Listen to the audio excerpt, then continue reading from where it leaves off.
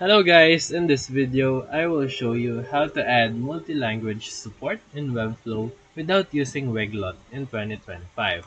So step 1, start by duplicating each page for every language that you want to support.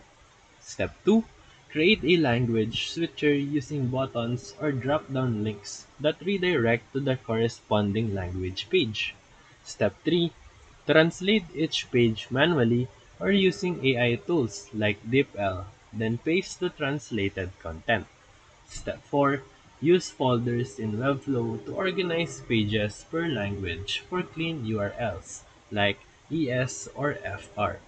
Step 5, update your sitemap and submit to Google Search Console for proper indexing. And that's it. Easy, right?